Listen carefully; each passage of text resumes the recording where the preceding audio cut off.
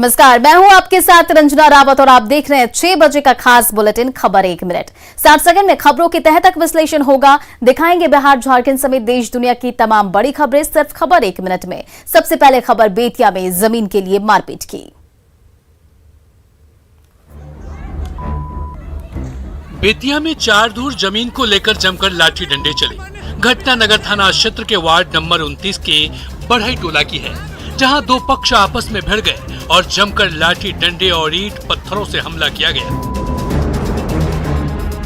बताया जा रहा है कि बढ़ई टोला के अमलेश प्रसाद ने 4 धुर जमीन मोहल्ले की एक महिला से खरीदी थी, लेकिन 2 साल बाद जमीन बेचने वाली महिला का नाती जमीन पर दावा करने लगा।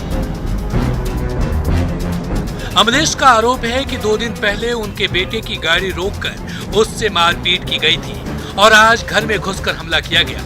वहीं दूसरे पक्ष का आरोप है कि हमला उन्होंने नहीं बल्कि अमलेश के घर वालों ने किया है। 2 साल पहले वो एक जमीन है जिस हिस्सेदार से हम लोग लिखा लिए थे, ये लोग कह रहा है कि जमीन हम लोग को दे दो। झगड़ा उसी कारण से हुआ और 2 साल पहले हम लोग लिखाए हुए हैं और आज 2 साल बाद ये लोग उसको चाह रहा है कि हम लोगों को मिल जाए। गढ़वा में एक तांत्रिक की हैवानियत की शिकार एक महिला हुई है। पीड़ित तांत्रिक के पास झाड़ फूक कराने गई थी, लेकिन उस तांत्रिक ने उसके इज्जत से खिलवाड़ किया। मामला धुरकी थाना क्षेत्र का है। बताया जा रहा है कि आरोपी तांत्रिक महिला का रिश्तेदार था, जिसने उसके साथ छेड़खानी की, जिसके बाद महिला के परिजनों ने आरोपी तांत्रिक की जमकर पिटाई कर दी। डर के मारे जब वो तांत्रिक मोटरसाइकिल से भागने लगा तो लोगों ने खेत में तांत्रिक को पकड़ लिया और मोटरसाइकिल को आग के हवाले कर दिया। फिर उस मोटरसाइकिल को श्मशान घाट के नाले में फेंक दिया। इस मामले में दोनों पक्षों ने धुरकी थाने में शिकायत दर्ज कराई है। हाँ, ये पारिवारिक विवाद था, जिसके चलते मारपीट हुआ है जी, है ना। मारपीट हुआ, 2 व्यक्तियों को गिरफ्तार किया गया है। 2 लोगों को सर, 2 लोगों को गिरफ्तार कर जेल भेजा जा रहा है। गिरफ्तार किया गया है। मामला पारिवारिक विवाद था सर उन लोगों का। हाँ, दोनों रिश्तेदार थे आपस में, है ना जी। एक पार्टी के बंदे के रहने वाले थे जी। बिहार के कई जिलों में चोरी की खबरें लगातार आ रही हैं। जहानाबाद के सदर अस्पताल में भी चोरों ने बाइक चोरी की घटना को अंजाम दिया है। चोरी की यह घटना सीसीटीवी कैमरे में कैद हो गई। वीडियो में आप साफ देख सकते हैं कि कैसे अस्पताल परिसर में खड़ी अपाचे के आसपास एक शख्स इधर उधर देख रहा है। जैसे ही आसपास कोई मौजूद नहीं होता है, तभी वो अपने पॉकेट से डुप्लीकेट चाबी निकालता है और बाइक स्टार्ट कर रफू चक्कर हो जाता है। सहरसा में भी चोरी की घटनाएं हुई है। मामला सदर थाना क्षेत्र के गुड्डू नजमी पेट्रोल पंप का है। चोरों ने बड़े ही आराम से तिजोरी का ताला तोड़कर 12 लाख रुपए की चोरी कर फरार हो गया। चोरों की करतूत सीसीटीवी कैमरे में कैद हो गई। मामले की जानकारी के बाद पुलिस पेट्रोल पंप पहुंची और पंप के कर्मियों को हिरासत में लेकर पूछताछ कर रही है। सबसे बड़ा सवाल है कि क्या अपराधियों को पुलिस का डर नहीं? तभी तो दिन दहाड़े सरकारी संस्थानों में भी चोर सक्रिय हैं।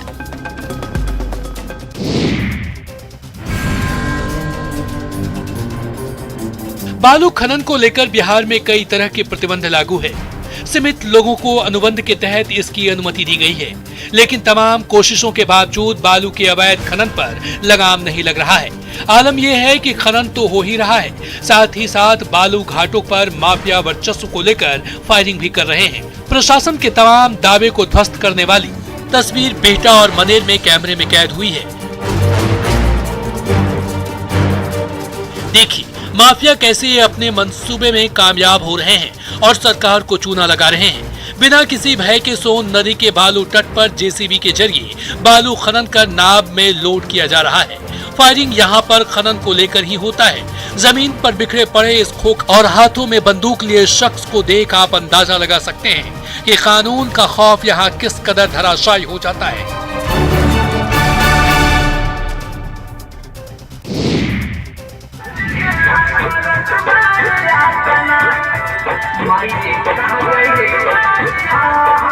बालू घाट पर डांस की तस्वीरें भोजपुर से आई हैं। भोजपुर में सोन नदी के बालू घाटों पर बालू का अवैध खनन तो हो ही रहा है, अब यहाँ पर खनन माफिया मनोरंजन का भी इंतजाम करने लगे हैं।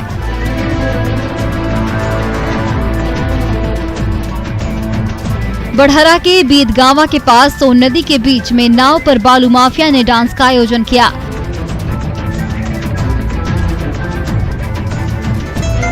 अवैध खनन के बीच अश्लील डांस का आयोजन कई सवाल खड़े कर रहा है।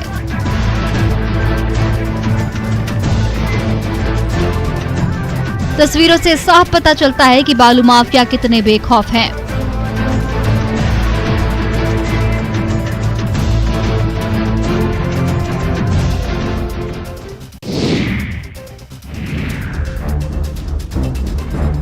बारिश का मौसम है।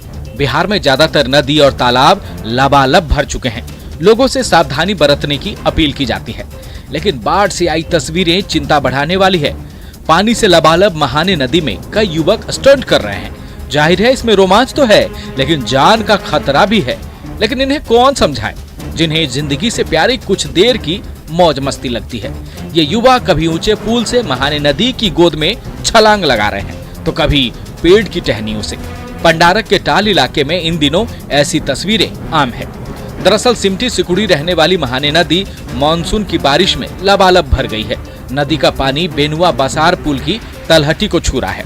उसी पुल की मुंडर के ऊपर खड़े होकर ये सिरफिरे कभी महाने नदी के पानी में छलांग लगाते हैं, तो कभी रस्सी के सहारे पुल पर चढ़कर कूदते हैं।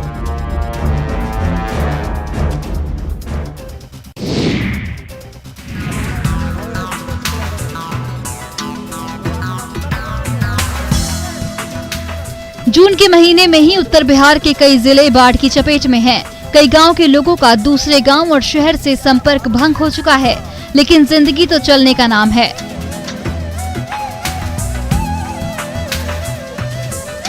किशनगंज से आई ये तस्वीरें इसकी तस्दीक करती हैं। किशनगंज के सिंघीमारी का एक वीडियो सोशल मीडिया पर तेजी के साथ वायरल हो रहा है।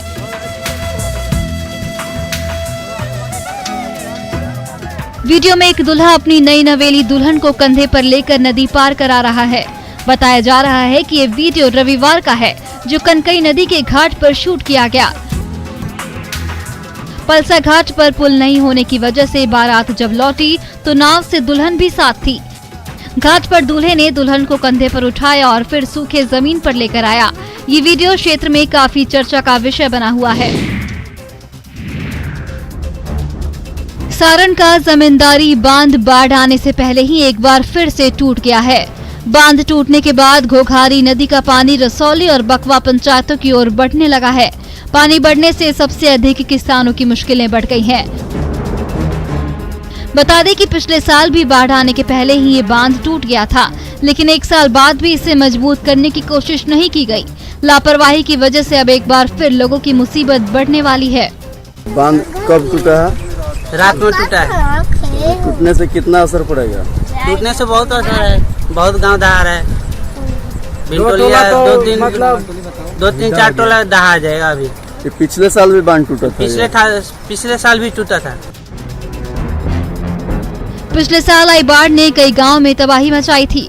लाखों की आबादी प्रभावित हुई थी। एक बार फिर लोग अनहोनी की आशंका से डरे हुए हैं।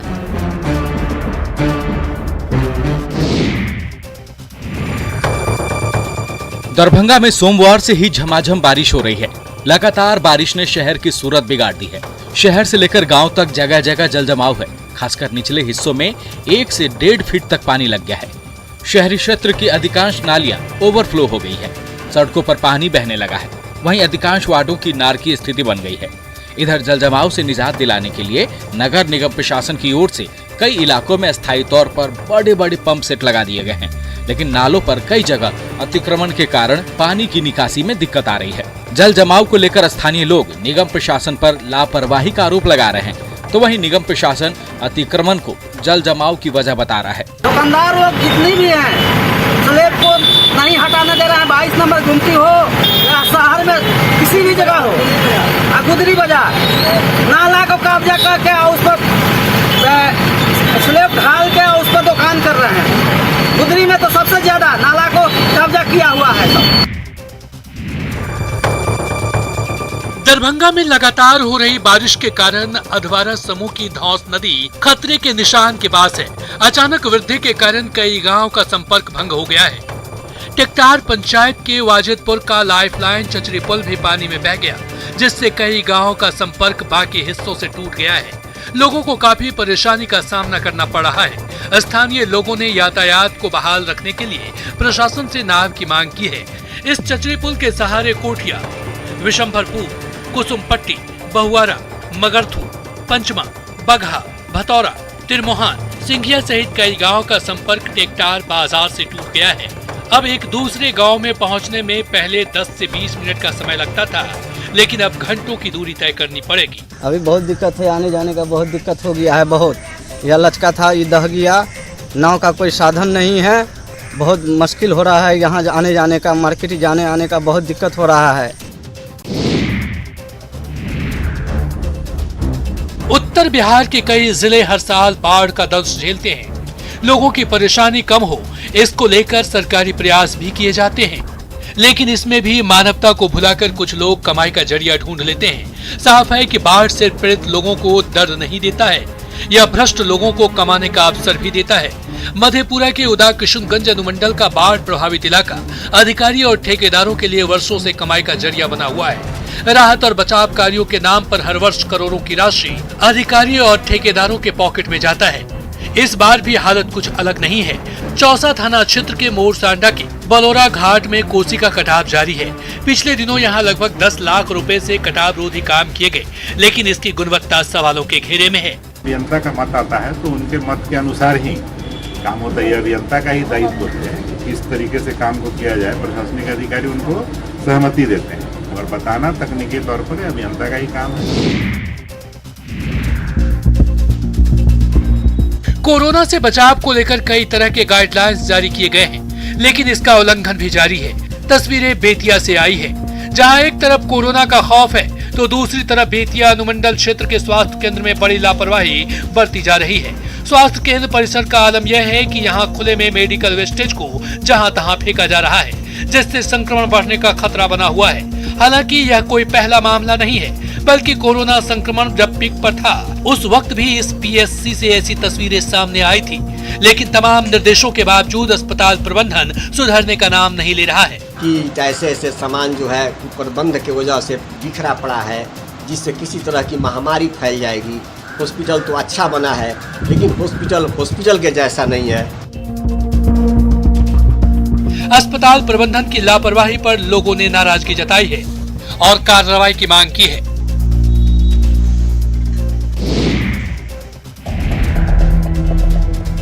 कोरोना की दूसरी लहर में झारखंड में कई लोगों की मौत हुई। व्यवस्था की कमी के बीच रोगी और उनके परिजन हलकान रहे। अब कोरोना की तीसरी लहर को लेकर अलर्ट है। ऐसे में ट्रेन से आने वाले यात्रियों का रांची स्टेशन पर जांच किया जा रहा है, लेकिन जांच करने वाली टीम और सुरक्षा बलों की कमी के कारण सभी यात्रियों का जांच संभव नहीं हो पा रहा है। इधर प्रशासन का रांची और हटिया स्टेशन पर ही अधिक फोकस है, लेकिन यात्री रांची और हटिया से पहले ही दूसरे स्टेशन पर उतर जा रहे हैं। ऐसे में सभी यात्रियों की जांच बड़ी चुनौती है। हालांकि उपायुक्त ने बताया कि जांच टीम की संख्या बढ़ाई जा रही है ताकि सभी का टेस्ट हो सके। अब क्या है कि नंबर ऑफ टीम्स हम लोग बढ़ा रहे हैं स्टेशन पे, हटिया रेलवे स्टेशन पे और रांची रेलवे स्टेशन पे, और दोनों जगह पर टीम्स बढ़ाकर हम लोग इंश्योर करेंगे कि सभी लोगों का टेस्टिंग होगा। और अगर वो पॉजिटिव पाए जाते हैं तो निकटतम जो खिलगांव में हमारा जो आइसोलेशन वार्ड है वहाँ पर रहेंगे, और अगर वो नेगेटिव पाए जाते हैं तो उनको संबंधित जिला में भेजा जाएगा। कोरोना काल में हजारों की संख्या में लोग बिहार लौट कर आए, लेकिन अब कोरोना के कमजोर पड़ने और अनलॉक होने के साथ ही पलायन शुरू हो गया है। दरभंगा स्टेशन पर इन दिनों बिहार जाने वाले मजदूरों की जबरदस्त भीड़ देखने को मिल रही है। इस दौरान ट्रेन में सोशल डिस्टेंसिंग का ख्याल भी नहीं रखा जाता। स्टेशन पर रक्सौल से मुंबई जाने वाली ट्रेन में बाहर जा रहे मजदूरों से जब हमारे सहयोगी ने बात की तो सबने एक सुर में कहा कि डर तो लगता है, लेकिन परिवार पालने की मजबूरी में उन्हें पलायन करना पड़ रहा है। कुछ मिल नहीं रहा बिहार में,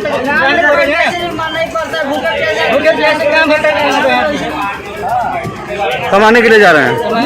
डर नहीं लग रहा बीमारी से? तो लग रहा है, तो क्या करेगा, मर जाएंगे भूखे। बिहार में मजदूरों का पलायन कोई नई बात नहीं है, लेकिन कोरोना काल में जान जोखिम में डालकर काम के लिए दूसरे शहर में जाना चिंता का सबब है।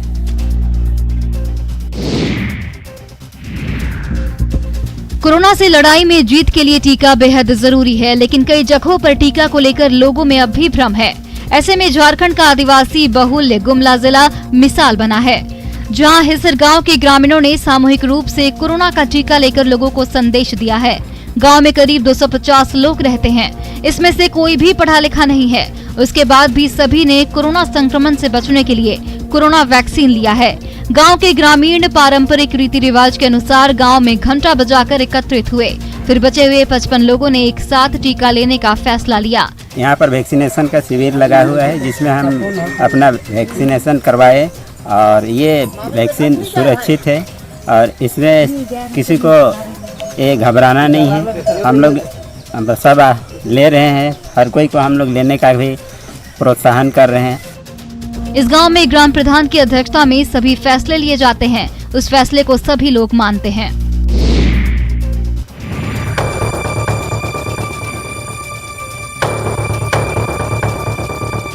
गोपालगंज के डुमरिया घाट पर नारायणी रिवर फ्रंट बनकर तैयार है। रिवर फ्रंट लोगों के लिए आस्था के साथ साथ पर्यटन का केंद्र भी बन गया है। रिवर फ्रंट के पहले फेज का काम पूरा हो चुका है और अब यहाँ पर्यटकों का आना भी शुरू हो गया है। दूर दराज से पर्यटक यहाँ पहुँचने लगे हैं और घंटों यहाँ गुजार कर सुकून महसूस कर रहे हैं। 2020 में अप्रैल के महीने में 87 करोड़ की लागत से नारायणी रिवर फ्रंट का काम शुरू किया गया था। पहले फेज में 3 करोड़ 75 लाख रुपए खर्च हुए हैं और रामघाट के साथ सीता घाट बनकर तैयार है। पहले यहाँ कुछ था ही नहीं, सिर्फ जंगल था और पानी था, बालू था।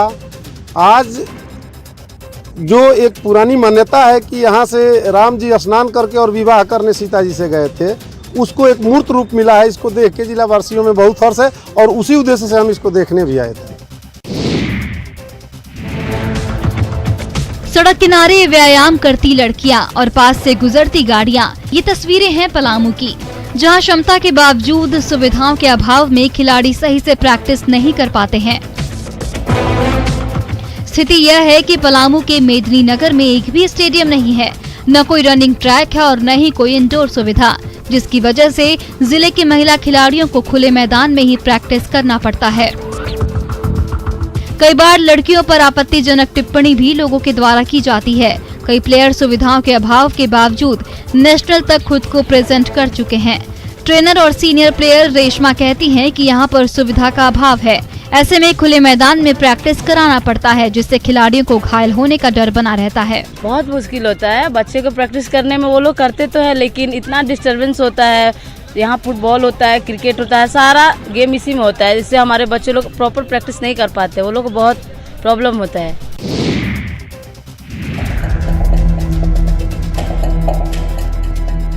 योग गुरु, योगा करते बच्चे और बीच में लाइव के लिए मोबाइल। खबर गिरिडीह से है, जहां कोदम्बरी के रहने वाले लव कुश यादव अपनी लाखों की पैकेज वाले इंजीनियरिंग की नौकरी छोड़ दी और गांव आकर बच्चों को योग करवा रहे हैं। यही नहीं, ऑनलाइन के माध्यम से विदेशियों को भी योग सिखाते हैं। योग गुरु लव कुश यादव का कहना है कि हमने लाखों की पैकेज वाली नौकरी छोड़कर योगा करवाना शुरू किया, क्योंकि इसमें मुझे संतुष्टि और सुकून मिलती है, जबकि इंजीनियर की नौकरी में पैसा तो है लेकिन सुकून नहीं। जब हम वहाँ पे बच्चे को जब देखे, हम जो टेक्निकल यूनिवर्सिटी में वहाँ जो इंजीनियरिंग स्कूल में हमने देखा कि काफ़ी लोग जो आज के जो हमारा जनरेशन है वो किसी और की ओर जा रहा है, तो हमें लगा कि योग जो हमने शिक्षा ग्रहण किया था BCA के साथ साथ योग का जो वहाँ पे निःशुल्क शिक्षा दिया जाता है कि यदि आप कोई कोर्स करते हैं तो दूसरे शिक्षा आप ले सकते हैं। सुकून देने वाली खबर झारखंड से है, जहां रांची के ओरमांझी स्थित भगवान बिरसा मुंडा जैविक उद्यान को सजाया गया है। दरअसल बाघिन अनुष्का ने कुछ दिन पहले 3 बच्चों को जन्म दिया है, जिनका नामकरण समारोह मनाकर किया गया। इस अवसर पर केज परिसर को बैलून से सजाया गया, केक काटा गया, साथ ही सभी 9 बाघों को स्पेशल भोजन परोसा गया। सोशल डिस्टेंसिंग के साथ सेलिब्रेशन हुआ। प्रबंधन ने बताया कि कोविड की वजह से नामकरण में देरी हुई है। अनुष्का ने 17 अप्रैल 2020 को इन बच्चों को जन्म दिया था। अनुष्का के तीनों बच्चे मादा हैं, इसलिए इनका नाम भी इसी अनुरूप रखा गया है। जब माँ बनती है उस समय एक्स्ट्रा टाइम हमको रात में भी रखना पड़ता है। यहाँ कभी कुछ हो जाए, जब आवाज़ कैसा हो उसको देखभाल कैसे, अगर कोई दिक्कत हो तो तुरंत डॉक्टर साहब को बुलाना हो, इसीलिए रात एक्स्ट्रा टाइम भी देना पड़ता है।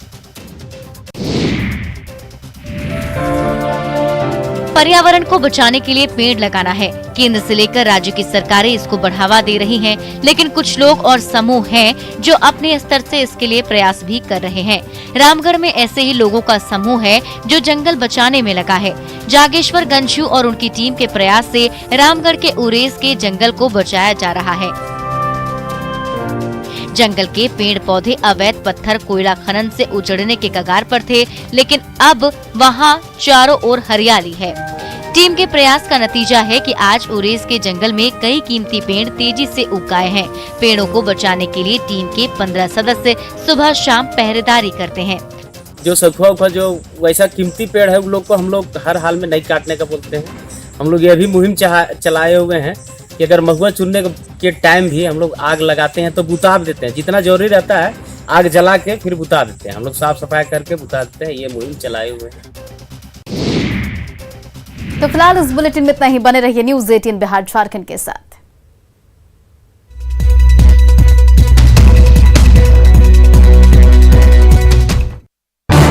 इस न्यूज़ हेडलाइन